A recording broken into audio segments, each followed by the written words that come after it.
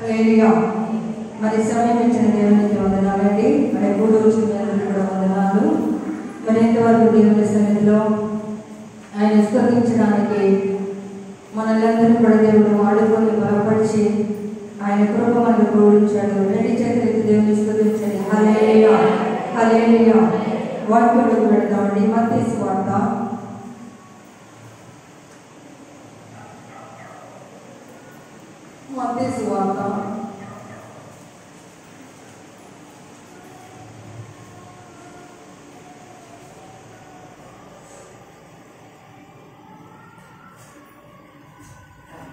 7వ అధ్యాయము 7వ వచనం చదవండి. అడుగుడు మీకు వేయబడును, వెతికిడి మీకు దొరుకును, తట్టుడు మీకు తినబడును. హల్లెలూయా, హల్లెలూయా. మరి దేవుని వాక్యము వెతుకుడి అనే వాక్యం మీద మనం మాట్లాడుకుందామండి. మరి మన నెలలో అడుగుడి అనే దాని మీద దేవుడు చక్కటి వర్తమానం ఇచ్చాడు. వెదకాలి, వెతుకుడి. అడుగుడి మీకు ఇవ్వడును, వెతికిడి మీకు దొరుకును. ఏమి దొరుకుతాయి, ఏమి ఎదకాలి, ఎలా ఎదకాలి? దేవుని సన్నిధిలో ఎదకాలా, పైకి ఎదకాలా, మనం సంపాదించుకున్న దాంట్లో ఎదకాలా, ఇంకా సంపాదించుకోవాలని ఎదకాలా?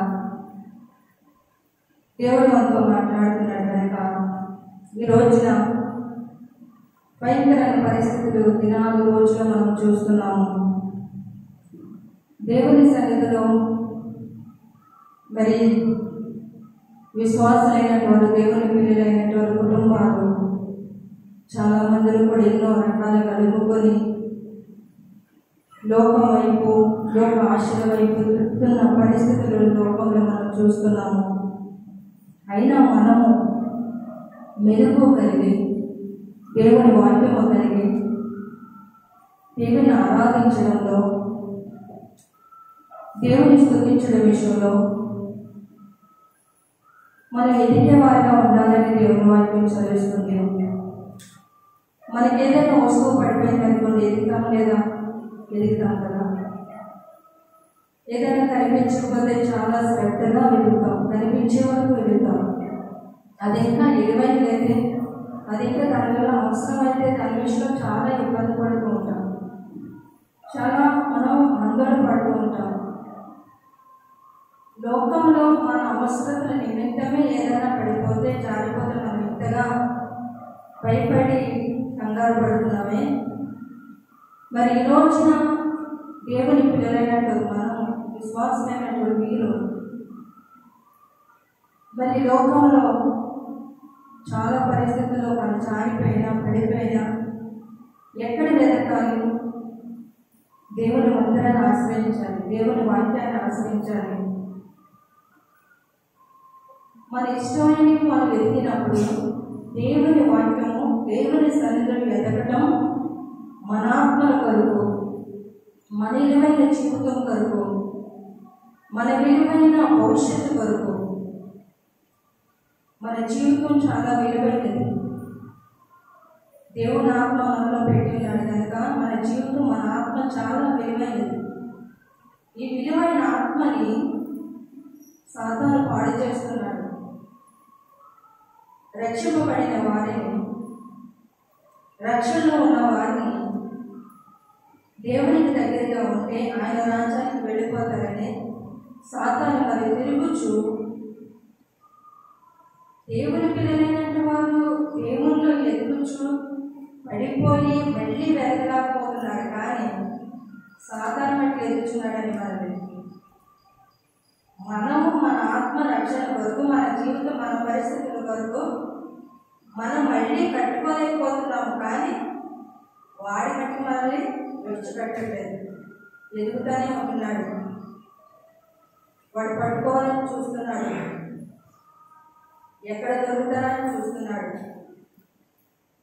చాలా మందిలో పడేస్తున్నాడు, పడిపోతున్నారు.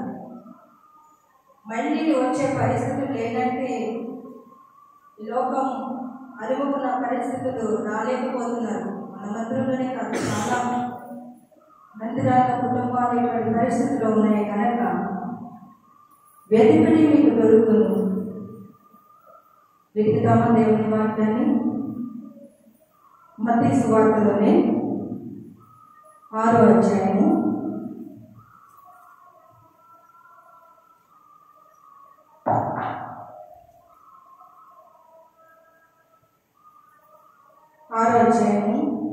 33వ వచనం చదవండి. కాబట్టి మీరు ఆయన రాజ్యమును నీతిని మొదట వెతికిడి, అప్పుడు అవన్నీ మీకు అనుగ్రహింపబడెను. హల్లెలూయా, హల్లెలూయా. ఏమి ఎదగాలంటున్నాడండి? మత్తయి సువార్తలో మనం చూస్తున్నాం కదా, 7వ అధ్యాయంలో 7వ వచనంలో అడుగుడి మీకు ఇవ్వబడను అన్నాడు. మరి మన నెలలో మొదటి వారంలో చెప్పే వర్తమాన దేవుడు మాట్లాడాడు. మరి ఇందులోనే 2వ మాటలు వెతుకుడి మీకు దొరుకును. ఏమి ఎదగాలంటే ఈ లోకంలో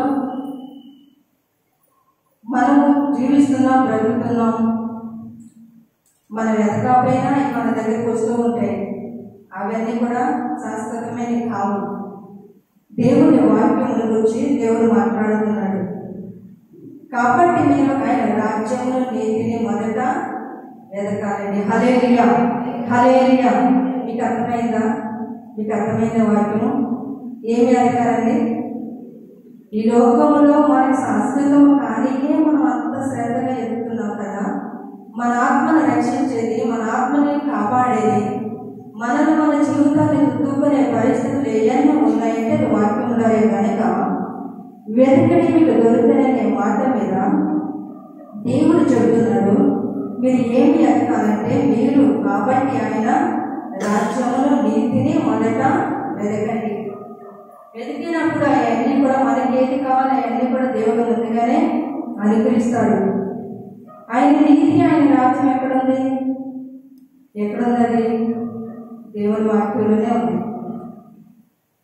దేవుని మందిరంలోనే ఉంది. వాక్యంలో తప్పించి మనకెక్కడ కూడా దొరకదు. ఆయన రాజ్యం ఏంటంటే ఆయన రాజ్యం శాశ్వతమైనది, ఆయన నీతి రాజ్యం శాశ్వతమైనది, ఆయన నీతి మంచిది. మీరు ఎదగాలి. దేనిని ఎదగాలంటే నీతిని ఎదిగినప్పుడు మీ భవిష్యత్తులు బాగుంటాయి, నీతిగా ఉన్నప్పుడు మీ జీవితాలు బాగుంటాయి. ఆయన రాజ్యాన్ని, ఆయన రాజ్యం ఎదురు చూడాలి. మనం ఏదో మందిరానికి వెళుతున్నాంలే, అందరితో పాటు చనిపోతాం, సమయం వస్తే ఉంటాం, లేకపోతే వెళ్ళిపోతాం, దేవుని రాజ్యానికి వెళ్ళిపోతాం అనుకుంటాం కదా. ఎవరెళ్తారో ఎవరే విడవబడతారో ఎవరికి కూడా తెలియదు. కనుక మనము ఈ లోకంలో పడిపోకుండా మన జీవితంలో కాపాడుకునే పరిస్థితులు ఏదైనా ఉండాలంటే వాక్యము, ఆయన నీతి బైబిల్లోనే ఉందండి, ఇంకెక్కడా లేదు. ఎన్ని తెలియసినా, ఎంత డబ్బు ఖర్చు పెట్టినా, మీరు ఎన్ని లక్షలు విలువ పెట్టి ఏది కొనుక్కున్నా దేని వల్ల కూడా మీకు సమాధానం, నెమ్మది దొరకదని దేవుని వాక్యం చదివిస్తుంది కనుక. కాబట్టి మీరు ఆయన రాజ్యమును నీతిని మొదట వెదకండి, అప్పుడు మీకు అవన్నీ కూడా అనుగ్రహింపబడతాయి.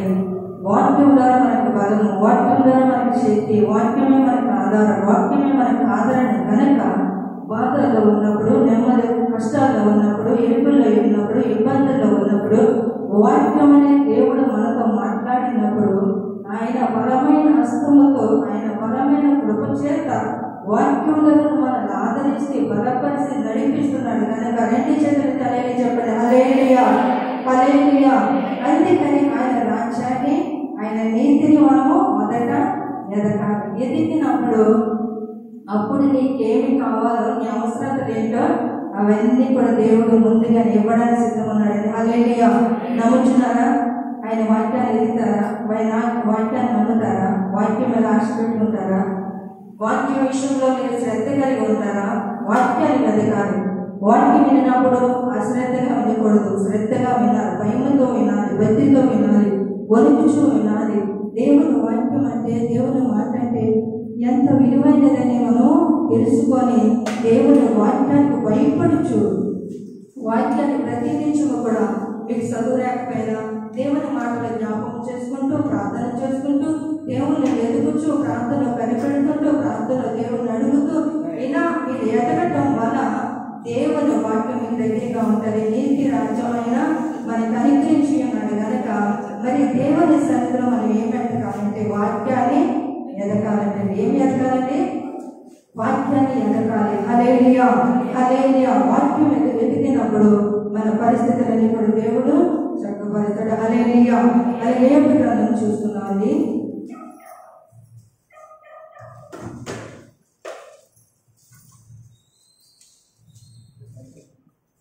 హల్లెలూయా. 8వ అధ్యాయము 5వ వచనం చదవండి. నీవు జాగ్రత్తగా దేవుని ఎదిగిన ఎడల సర్వశక్తులకు దేవుని బతిమాలుకుని ఎడల నీవు పవిత్రుడవై యథార్థవంతుడమైన ఎడల నిశ్చయముగా ఆయన యందు శ్రద్ధ నిలిపి నీ నీతికి తగినట్టుగా నీ నివాస స్థలమును వర్ధిల్ల చేయును. హల్లెలూయా హల్లెలూయా. ఏమి ఎదగాలంటండి? జాగ్రత్తగా వెతకాలి. దేవుని సన్నిధికి వచ్చినప్పుడు జాగ్రత్తగా ఉండాలి.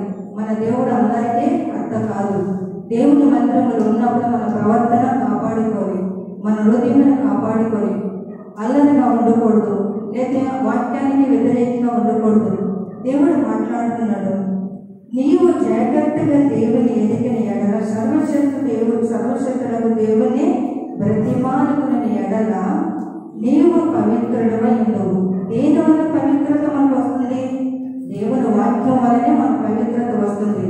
అందుకని మత్తయి సువార్తలో అన్నాడు కదా, ముందు నా నీతిని రాజ్యంలో ఎదగండి, వాక్యాన్ని ఎదగమంటున్నాడు. వాక్యం దేవుని సన్నిధిలో బైబిల్లో ఉంది. పరిశుద్ధాత్మ దేవుడు బైబిల్ నిండా కూడా వాక్యం ద్వారా మనతో మాట్లాడుతున్నాడు కనుక మరి ఆ వాక్యాన్ని బట్టి నీవు జాగ్రత్తగా వెతకాలి. ఎంత జాగ్రత్త అండి! ఇంకా ఒలిపించు, ప్రతిమాలకు భయపడుచు దేవునికి తగినట్లుగా మనం ఉంటే మన జీవితంలో కాపాడడానికి దేవుని వాక్యం చదివిస్తుంది కనుక నీవు ఒక పవిత్రుడువై యథార్థవంతుడువై ఉండాలనుకుంటే ఈ రోజున యవనస్తులు శరీరంగా అనేకమైన ఆలోచనలు, ఉద్దేశాలు, అయితే కొంతమంది స్త్రీలు పురుషులైన అంటారు శరీరంగా పడిపోతున్న పరిస్థితులు. విశ్వాసులైనంత వారైతే వారు ఉపవాసములు ప్రార్థన చేయండి, ఉపవాసములు దేవుని సన్నిధిలో కనిపెట్టండి. అయ్యా, నా పవిత్రతను నేను కాపాడుకునే వాక్యాన్ని దయచేయండి నైనా, నా పవిత్రత నాలో ఉంచండి నైనా, నేను ఎక్కడ పడిపోకుండా జారిపోకుండా ఉపవాస ప్రార్థన ద్వారానే నీ జీవితాన్ని కట్టుకోగలుగుతావు. ఉపవాస ప్రార్థన ద్వారానే ఏదైనా సాధించగలుగుతావు. కనుక ఈ రోజున శరీర కోరికలు, అనేకమైన వ్యసనాలతో జారిపోతున్న పరిస్థితులు, ఏదైనా దేవునికి వ్యతిరేకమైన ఏమైనా మనలో ఉంటే దేవుని బ్రతిమాలుకోవాలి. నేను పవిత్ర చేయ, నన్ను నిర్దోషంగా ఉంచండిగా, నన్ను మంచిగా మార్చండి అంటూ ప్రార్థన చేయాలి. ఎలా ఎదగాలంటే దేవుని జాగ్రత్తగా వెతకాలి. ముందుగా మనం చదువుకున్న మాటలో వాక్యాన్ని ఎదగాలి. ఈ రెండో మాటలో యోగ గ్రంథంలో జాగ్రత్తగా దేవుని ఎదగమని దేవుని వాక్యం చదువుతుంది. హల్లెలూయా హల్లెలూయా.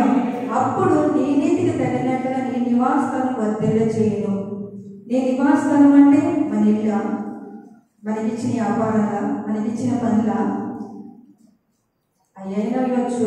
కానీ మన ఆత్మీయ జీవిత పరిస్థితులు కూడా మన నివాసం, మన ఆత్మని, మన శరీరంలో మన ఆత్మను ఆయన వర్ధిల్ల చేస్తాడు. ఆత్మీయంగా ఎదగడానికి, ఆత్మీయంగా బలపరచడానికి, దేవుని సన్నిధిలో భయముతో భక్తితో ఎదగడానికి దేవుడు తన నీతికి, ఈ నీతికి తగినట్టుగా నీ నివాసాలను వర్ధిల్ల చేయను. అప్పుడు నువ్వు మంచిగా సమాజంలో మంచిగా ఉంటావు, ఇంటిలో మంచిగా ఉంటావు, నువ్వు ఉన్న చోట మంచిగా ఉంటావు, నువ్వు వెళ్ళిన చోట దేవుడు దీవిస్తాడు. ఏది నువ్వు పట్టుకుంటే, ఏది నువ్వు ఆలోచిస్తే, ఏది చేయాలనుకుంటున్నావో ముందు నీ మనసులో దేవుని పెట్టుకొని, ముందు నీ ముందు దేవుని పెట్టుకొని నువ్వేదైనా చేయగలిగితే దేవునికి వ్యతిరేకమైన పరిస్థితులు కాదు కానీ దేవునికి తగినట్టుగా దేవుని మాట చెప్పుకుని దేవునికి ఇష్టానుసారం మనము జీవించి బ్రతికినప్పుడు మనకి ఏది కావాలో దేవుడు మనకు అనుగ్రహిస్తానంటున్నాడు. హల్లెలూయా, హల్లెలూయా. యెషయా గ్రంథం చూడండి,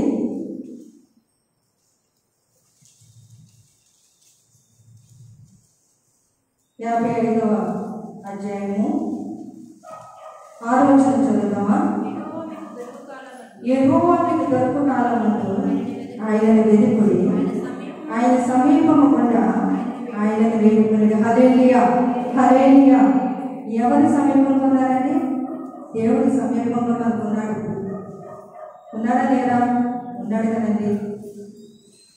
యెహోవా మీకు దొరుకు కాలమందు ఆయనను వెతకండి, ఆయన సమీపం గుండా ఆయనను వేడుకొనండి. ఈ రోజున వాక్యం కరువైపోతుంది. ఈ రోజు దేవుని మాటలు వినడానికి చాలా చోట్ల లేవు, చాలా ప్రదేశాల్లో లేవు. ఎంతో మంది సేవకులు చంపబడుతున్నారు. ఎన్నో పరిస్థితులు, వ్యతిరేకమైన పరిస్థితులు వచ్చి దేవుని వాక్యాన్ని అడ్డుకుంటున్నారు.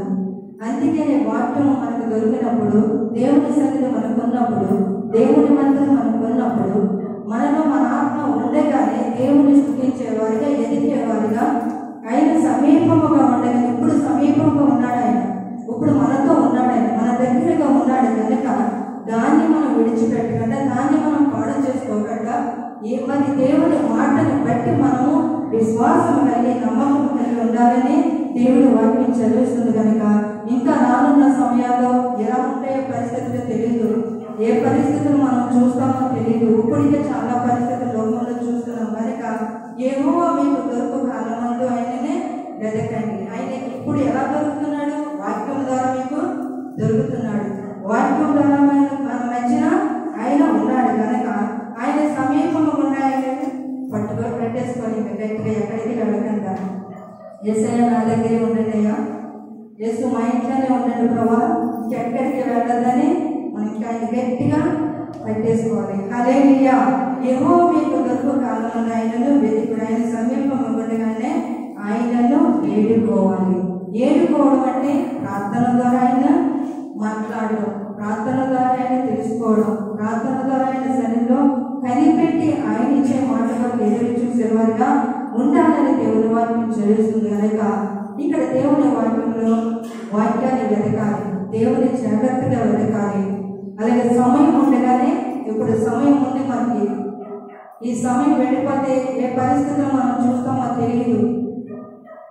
ఎటువంటి ఇబ్బందులు, ఎటువంటి కరువులు, ఎటువంటి కష్టాలు, ఎటువంటి అన్యాయం, అక్రమం, ఎన్ని పరిస్థితులు మన మీదకి వస్తాయో తెలియదు.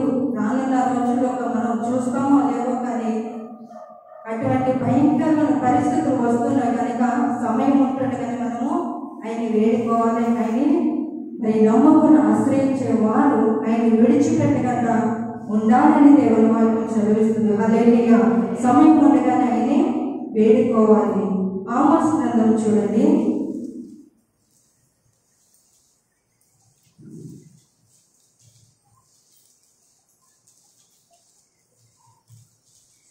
ఆమోస్ గ్రంథము 5వ అధ్యాయం 14వ వచనం చదవండి.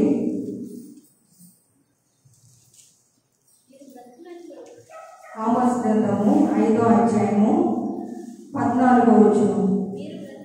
మీరు బ్రతుకునట్లు కీడు విడిచి మేలును వెతుకుడి, అలాగూ చేసిన ఎడల మీరు కోరుకుని చెప్పిన దేవుడును సైన్యములకు అధిపతి యెహోవా మీకు తోడుగా ఉండును. హల్లెలూయా, హల్లెలూయా. ఏం వెతకమంటున్నాడండి ఇక్కడ? కీడుని విడిచిపెట్టాలంటండి. ఇది చలికాలం కనుక బుద్ధిమంతులు ఊరుకుండును, మీరు బ్రతుకున్నట్లు కీడుని విడిచి మేలును వెతకాలని దేవుని వాక్యం చదివిస్తుంది. మనంలో ఏమున్నదని ఎందుకు దేవుడు మాట్లాడుతున్నాడు? కీడు కలిగిన ఆలోచనలు, కీడు కలిగిన పరిస్థితులు మనలో ఉన్నాయి కనుక నా పిల్లలైనటువంటి వారు నేను ఎలా ఉన్నానో, నేను ఏ విధంగా ఉన్నానో, ఏ విధంగా నేను ఈ లోకం మీద మరి పరిస్థితులు మీకు ఉంచునే ఉన్నానో దాన్ని బట్టి వాక్యాన్ని కైకొన్నట్టుగా మీరు బ్రతక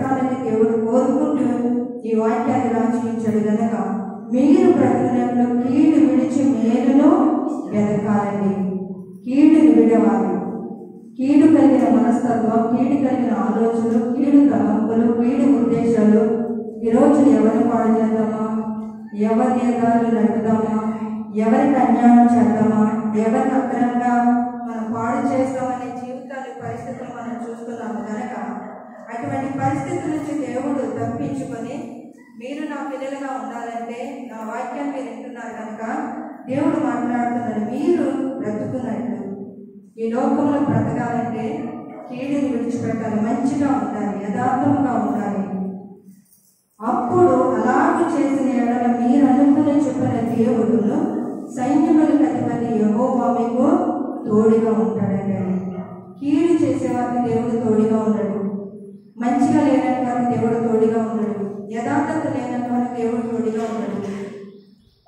దేవుడు మాట్లాడుతున్నాడు. మీరు బ్రతకాలంటే ఏముంది? అన్నం తింటామా, మంచి ఆహారం తింటామా, లేదా మంచి ఫ్రూట్స్, డ్రింక్స్, కాయలు ఇవన్నీ తినాలా బ్రతకాలంటే? లేదు. వాక్యమే. వాక్యాన్ని వెతకాలి. వాక్యాన్ని వెతికినప్పుడు మనము ఎలా నడవాలో, ఎలా జీవించాలో, ఎదుటి వారి విషయం మనం ఎలా ఉండాలో, ఎలా ప్రవర్తించాలో దేవుడు వాక్యం మనం పెట్టి ఉన్నాడు కనుక ఈ రోజున దేవుడు మీరనుకుని చెప్పిన అలా జరిగి దేవుడు మీకు మేలు చేయాలంటే ఏం విడిచిపెట్టాలంటే చెప్పండి? కీడుని విడిచిపెట్టాలి. కీడుని విడిచిపెట్టినప్పుడు దేవుడు మీ యథార్థతను చూస్తాడు, మీ భక్తిని చూస్తాడు, మీ విశ్వాసాన్ని చూస్తాడు, మీ ప్రార్థన దేవుడు తప్పగా ఆలకిస్తాడని దేవుని వాక్యం చదివిస్తుంది కనుక మరి దేవుని వాక్యాన్ని బట్టి మనం బలపరచబడతాం కనుక మరి దేవుడు ఇంతవరకు దేవుడు మనతో మాట్లాడాడు. అది సాతాను కూడా చూస్తున్నాడు. మత్తయి సువార్త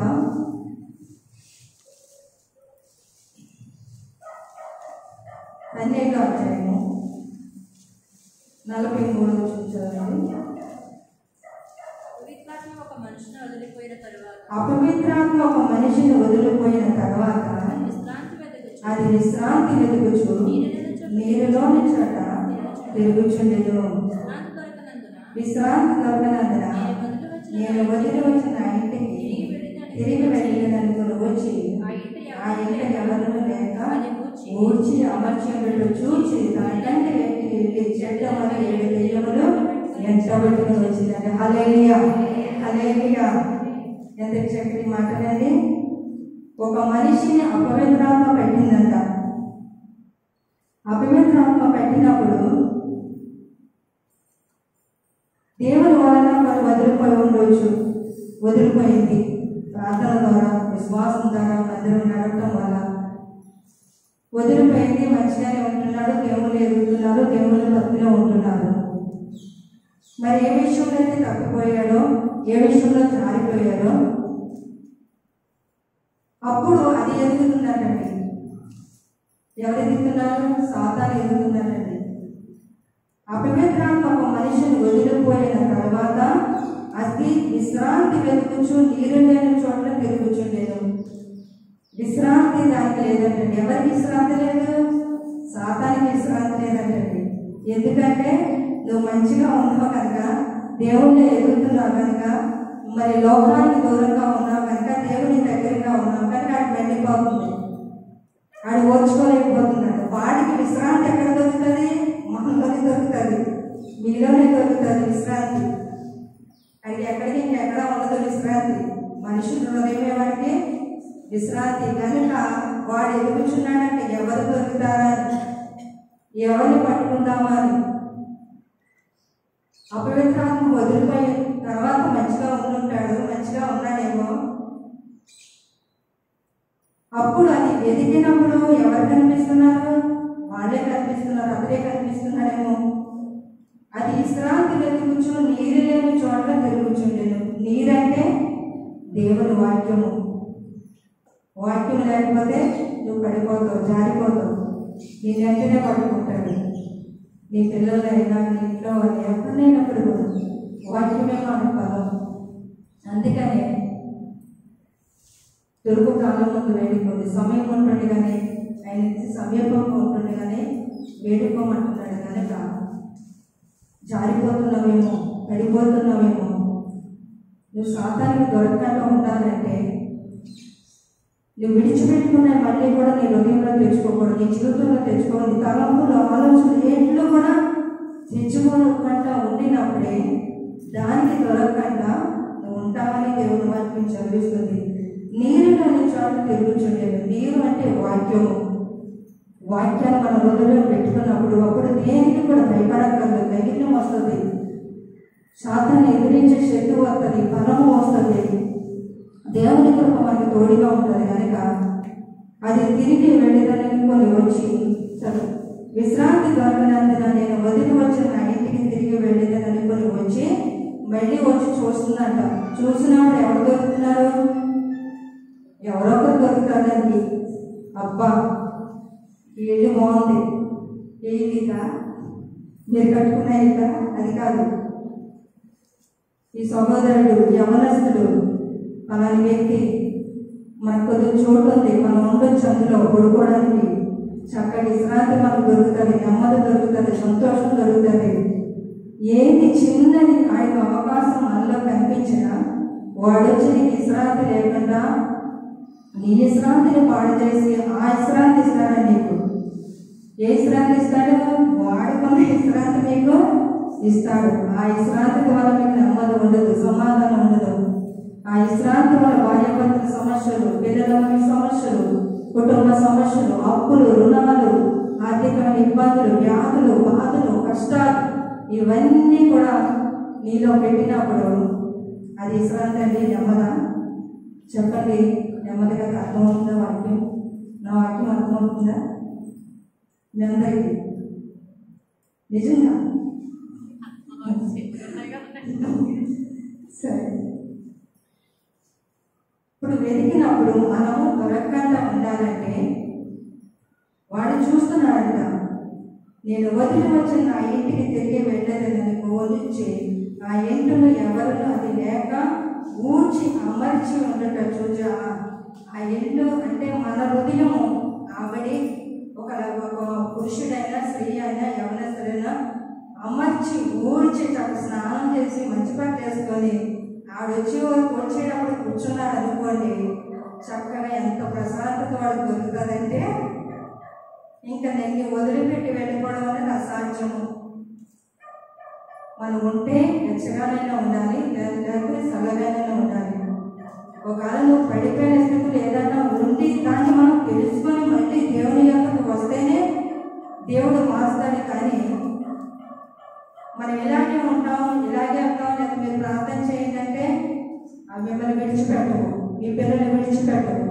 అందుకని అపవిత్రాత్మ ఒక మనిషిని వదిలిపోయిన తర్వాత విశ్రాంతి వెతుకుతూ నీరు వాక్యం లేదేమో మీ జీవితంలో, నీ పిల్లలలో వాక్యం లేదేమో, నీ కుటుంబంలో వాక్యం లేదేమో, కుటుంబ ప్రార్థన లేదేమో, నీ పిల్లలు ఎందుకు ఇలా తయారవుతున్నారు, నీ భర్తలు ఎందుకు తయారవుతుంది, నీ కుటుంబం ఎందుకు ఇలా పాడిపోతున్నాయి అనే ఆలోచన నీలో ఉంటే ఆత్మతో, శక్తితో, బలముతో ఇచ్చే వాక్యాన్ని మన హృదయంలో ఉంచుకొని మనము సిద్ధపడే వారిగా ఉండాలని దేవుని వాక్యం చదివిస్తుంది. హల్లెలూయా, హల్లెలూయా. అపవాది విశ్రాంతిని వెతుకుతున్నాడంటండి. అపవాది విశ్రాంతి అనేది మనమే. మనం ఒకవేళ పడిపోయామనుకోండి, చాలిపోయామనుకోండి, ఇదిగో యేసుప్రభు దగ్గరికి వెళ్ళిపోతుంది వెంటనే. ఇదిగో నీ కుమార్తె చూసావా, నీ కుమారుడు చూసావా, నీ కుమారుడు చూసి ఎలా ఉన్నారో, నీ మాట ఎక్కడెట్టున్నారో, వస్తారులే మందిరానికి, నీ పరిచర్య చేస్తాలే, నీ కానుకలు ఇస్తాలే, కానీ వాళ్ళ మనసులో ఉన్నదంతా నాదే, నాకు చోటు ఉంది. కానీ దేవుడి దగ్గరికి వెళ్ళి దేవుడితో మాట్లాడే పరిస్థితులు దేవుడు చెప్తూ ఉంటాడు సాతాను గారు. అక్కడ ఎవరు చిన్నపోతారు? దేవుడు చిన్నపోతాడు. మన సాక్ష్యాన్ని బట్టి, మన జీవితాన్ని బట్టి, మన పరిస్థితులు బట్టి. దేవుడికి అవమానకరమైన పరిస్థితుల జీవితం మనలో ఉండకుండా ఉండాలంటే లోకంలో ఉన్న పరిస్థితులన్నీ కూడా, చీకటి కలిగిన పరిస్థితులన్నీ కూడా మనం దూరంగా ఉండాలి. అందుకని రక్షింపబడిన నీవు నీ ఆత్మని శ్రద్ధగా కాపాడుకోవాలి, భక్తితో కాపాడుకోవాలి, వాక్యంతో నింపుకోవాలి, ప్రార్థనతో దాన్ని బలపరచుకోవాలి. దానికి ఆ వాక్యంలోనే బలపరచుకొని రోజు రోజు పడిపోవడం కాదు, కానీ రోజు రోజు బలం పొందేవారిగా, పిల్లలు పుడతారు, ఎల్లైనా ఆరోగ్యం పొందుకుంటారు. దేనివల్ల? పాలు వల్ల, తినుచున్న ఆహారం వల్ల. అలాగే మనము రక్షింపబడిన నీవు నేను ఎవరైనప్పుడు కూడా వాక్యంలో బలము ఉన్నది, శక్తి ఉన్నది కనుక ఆయన వాక్యం మనలో ఉన్నప్పుడు ఏంటి కూడా నీ కుటుంబానికి చారణని దేవుని వాక్యం చదివిస్తుంది. హల్లెలూయా, హల్లెలూయా. పేతురు రాసిన పత్రిక చూడండి,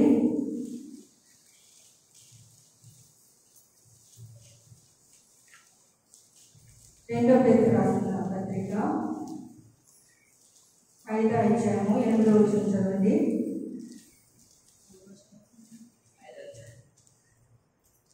5వ వచనం మొదటి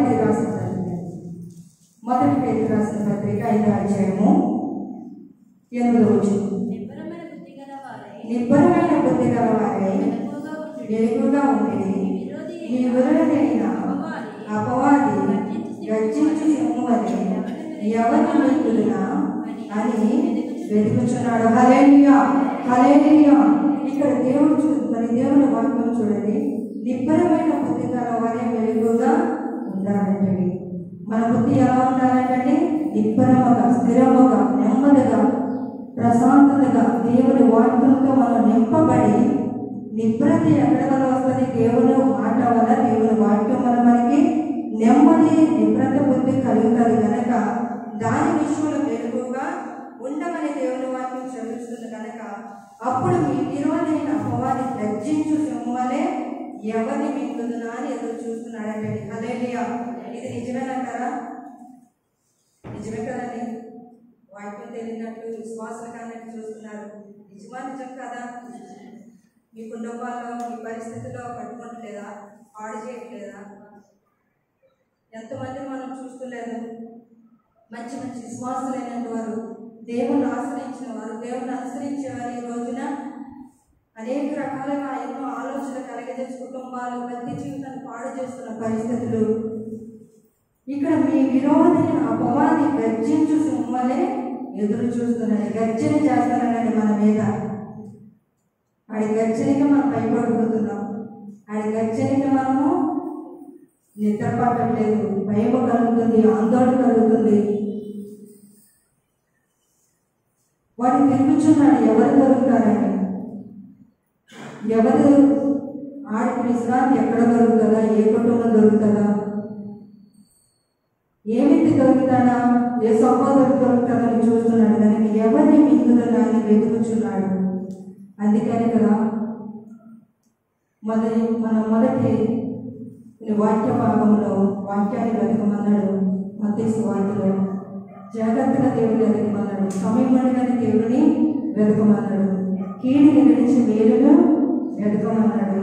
అపవాది విశ్రాంతానికి తిరుగుచున్నాడు కనుక వాడికి మనము దొరకకుండా ఉండాలని దేవుడు మనకి వాక్య భావాలు మనకి మన ముందును పెట్టి ఉన్నాడు కనుక వాడిని ఎదిరించడానికి, వాడిని జయించడానికి ప్రార్థన అనే ఆయుధం మనలో ఉన్నప్పుడు మనకేది కూడా అంటుకోదు. నువ్వు కాపాడబడతావు, దేవుడు నీకు తోడుగా ఉంటాడని దేవుని వాక్యం చదివిస్తుంది. నిబ్బరమైన బుద్ధి గల వారి వెలుగుగా ఉండి మీ విరోధైన అపవాది మరి గర్జించు సింహలే ఎవరిని మింగుదునా అని చూస్తున్నారండి. మన యేసయ్య ఎవరండి? యూదా గోత్రపు సింహము. సాతాను ఎవరండి? గర్జించు సింహము, యూదా గోత్రపు సింహము. మన యేసయ్య ఎంత మంచి పేరండి. యూదా గోత్రపు సింహం అయితే మనల్ని పాడు చేయదు, మన నాశనం చేయదు, మన కుటుంబాలు పాడు చేయదు, మన ఆత్మీయ జీవితాలు పాడు చేయదు. కానీ గర్జించు సింహానికే మనము వాడి ఆలోచనలు, ఉద్దేశాలు, వాడి మాటలు మనం కనిపెట్టుకొని ఉండాలని దేవుని వాక్యం చదివిస్తుంది కనుక మరి దీని విషయంలో మనము తప్పించుకునే వారిగా ఉండాలి, దేవుని ఎదిగే వారిగా ఉండాలి. దేవుని ఎలా ఎదుగుతున్నామో ఈరోజు నీ పిల్లలు, నీ కుటుంబం ఎక్కడ ఉన్నారు, ఏ పరిస్థితిలో ఉన్నారు, ఏ పరిస్థితుల్లో జారిపోతున్నారు, ఎవరు పట్టుకుంటున్నారు. ఈరోజు ఒకవేళ నీ కుమార్తె మందిరానికి రాలేదని అంటే అదేదో నామకార్థంగా లేదా పైగా తీసుకోకండి. అది వెనకాల ఎవరో పట్టుకున్నారు, ఎవరో మనకు తెలియకుండా ఆఫ్ చేశారు. ఆ పరిస్థితులు ఎందుకు వస్తున్నాయి? వాక్యం చదవట్లేదా, ప్రార్థన చేయట్లేదా, భక్తిగా ఉండట్లేదా, మందిరానికి రావట్లేదా? ఇవన్నీ వాళ్ళ నుంచి బయట వెళ్తున్నాయంటే వెనకాల ఎవరో ఉండి జ్ఞానం వేసి లాగుతున్నది మీకు తెలియదు, వాడికి తెలియదు. కానీ వాడు చేసే పనులన్నీ కూడా వాడి లక్ష్యంగా చేస్తూ ఉంటాడు కనుక ఇవి తప్పించే వారిగా ఉండాలని దేవుని వాక్యం చెల్లిస్తుంది. 14వ కీర్తన చూడండి ఒకసారి.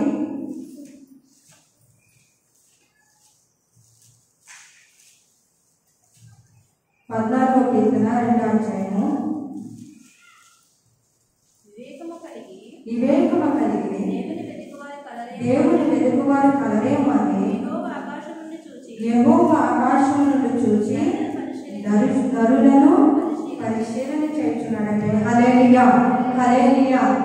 ఇప్పుడు వరకైతే ఆడు చూశాడు మనల్ని, ఇప్పుడు ఎవరు చూస్తున్నారండి? దేవుడు చూస్తున్నాడు. వివేకము కలిగి దేవుని వెతుకువారు కలరేమని ఆయన ఆకాశం నుండి చూస్తున్నాడు. ఈయన చూసినప్పుడు నువ్వు పట్టబడ్డావు అనుకో, ఈయన చూసినప్పుడు నువ్వు ఆయన దగ్గరికి వెళ్ళావు అనుకో, ఈయన పిలిచినప్పుడు నీ హస్తానానికి అందించావనుకో, ఎంత గొప్ప భాగ్యం నీకు తెలుసా? ఎంత ధన్యత నీకు తెలుసా? ఎంత మంచి ఆశీర్వాదాలు దేవుడు ఇస్తాడో తెలుసా? దేవుని వాక్యము వివేకము కలిగి, వివేకం అంటే మనకి వివేకం లేదని కదండి. వివేకం లేదు ఈ రోజున, మనుషులకి వివేకం లేదు. మంచేదో చెడేదో ఎలా మాట్లాడుతున్నారు, ఎలా అనుకున్నారో తెలియట్లేదు పరిస్థితులు. వివేకము కలిగిన దేవుణ్ణి మన వెతకాలని దేవుని చూస్తున్నాడు కనుక ఆయన ఆకాశం నుండి నరులను చూసి పరిశీలన చేయుచున్నాడు. సాతాను విశ్రాంతి లేక ఎదుగుచున్నాడు. దేవుడు మనల్ని బాగు చేయడానికి, వాడు పాడు చేయడానికి చూస్తున్నాడు కదండి. వాడేమో మనల్ని పాడు చేయడానికి చూస్తున్నాడు, యేసయ్య ఇక్కడ మనల్ని బాగు చేయడానికి చూస్తున్నాడు కనుక అందుకని ఈయన చూసినప్పుడు నీ ప్రవర్తన, నీ విశ్వాసం, నీ భక్తి ఆయన ఎక్కడి నుంచి చూస్తాడని ఆకాశం నుండి చూస్తున్నాడు కనుక ఆయన వల్ల మనం పడదాం, ఆయన కన్నులకు మనం చిక్కుతాం. ఆయన చూసినప్పుడు ఆయన చూపు మన మీద సూటిగా పడడానికి మనం చూద్దాం. మనల్ని పరిశీలించే భాగ్యాన్ని, అటువంటి భక్తిని ఆయన చూపిద్దామండి. ఎంత మంచి మాట అండి. ఆయన చూసినప్పుడు మన భక్తిని ఆయన చూపించాలి. ఆయన ఎక్కడి నుంచి చూస్తాడు? ఆకాశం నుండి చూస్తున్నాడు కనుక నన్ను చూడాలి ప్రభా, నన్ను చూడాలి, నన్ను చూడాలి ప్రభా, నన్ను చూడాలి, నన్ను ఎంత ఆతృత, ఆశ దేవుళ్ళు ఎదగడానికి, దేవుని దగ్గరగా ఉండడానికి, పరిచయం చేయడానికి, వాక్యం వినడానికి, ఆరాధించడానికి, ఇలా అన్నీ కూడా ఆయన చెప్పినవన్నీ కూడా ఆయనలో చేయడానికి అయ్యా నన్ను చూడమని ఆతృత కలిగి ఉన్నటువంటి వారికి దేవుడు కృప చూపుతాడని దేవుని వాక్యం చదివిస్తుంది. హల్లెలూయా, హల్లెలూయా. అనే లోకా సువార్త చూడండి, 4వ అధ్యాయము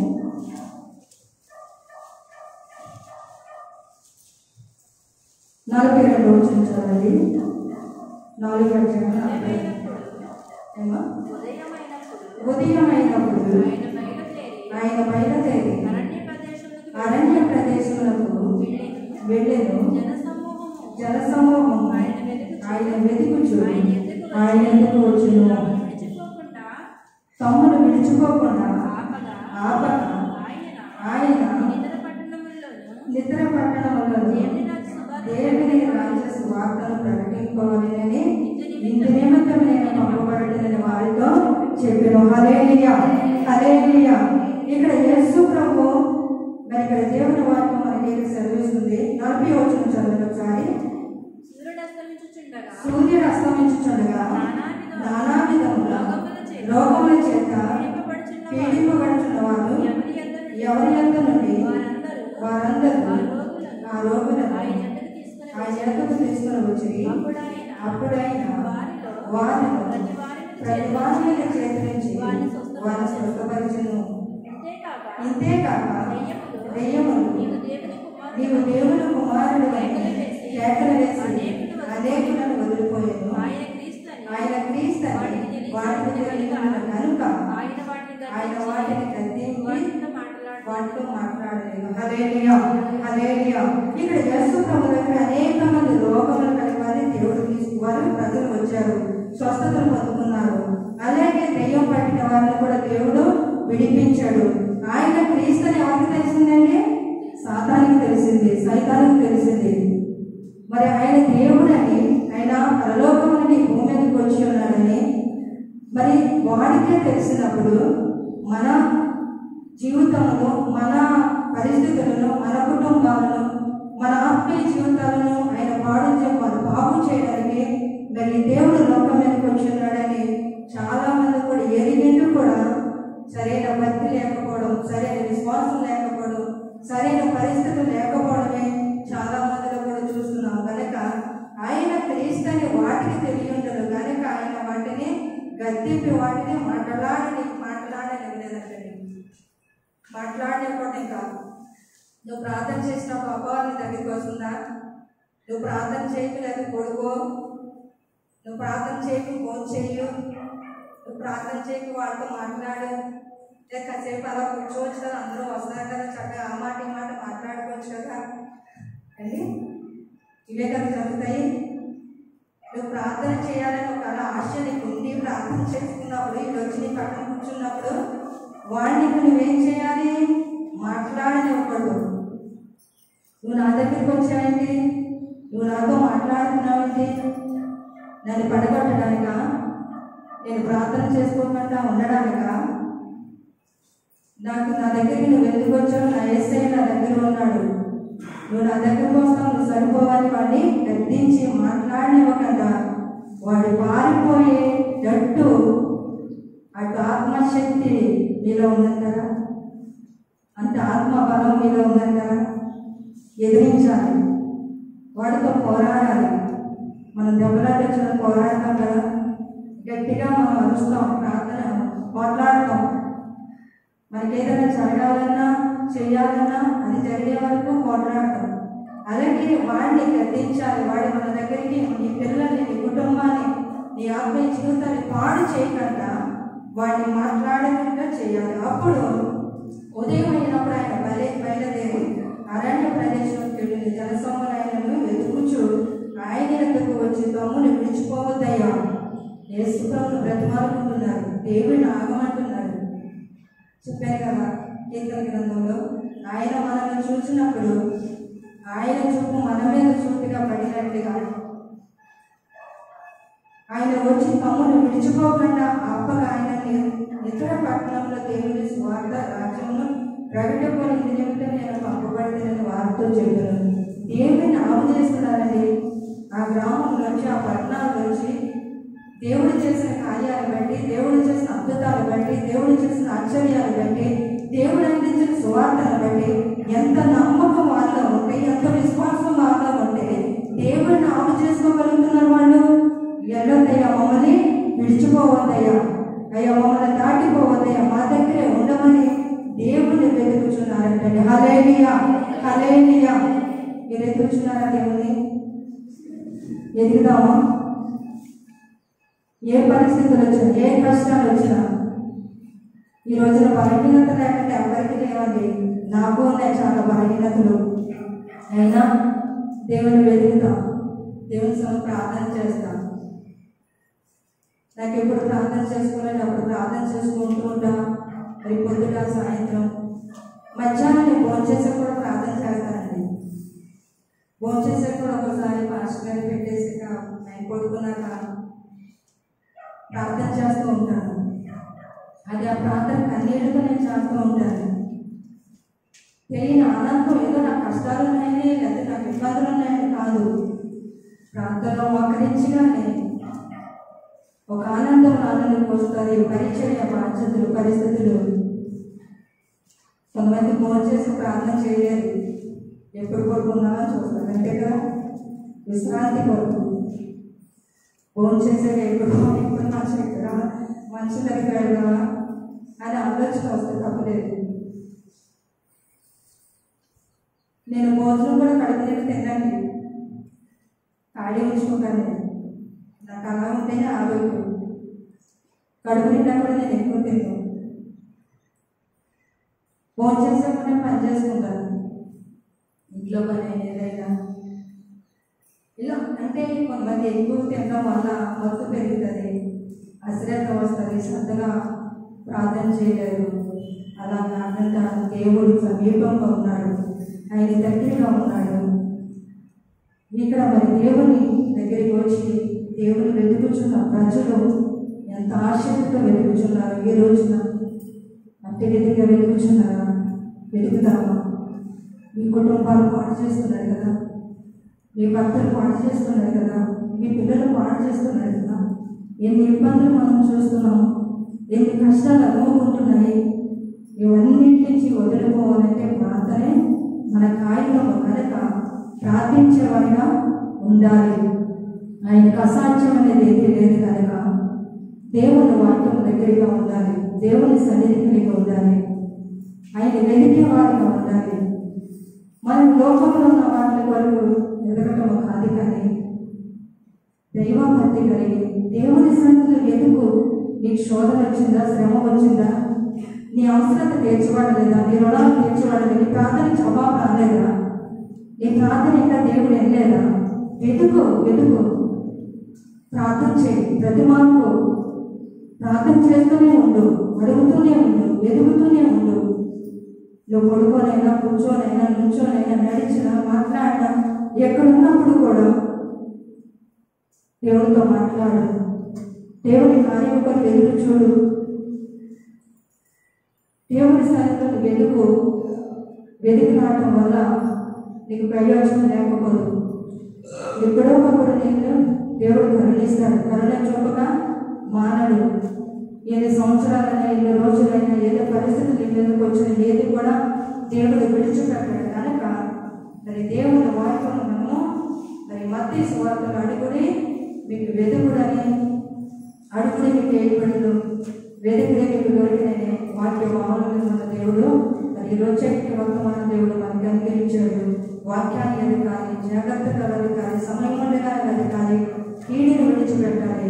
అదే అపవాది వెతుకుచున్నాడు కనుక వాడిని మనము ఎదిరించేవాడిగా ఉండాలి. మరి గర్జించు సమూహాన్ని వాడు ఎదురు చూస్తున్నాడు.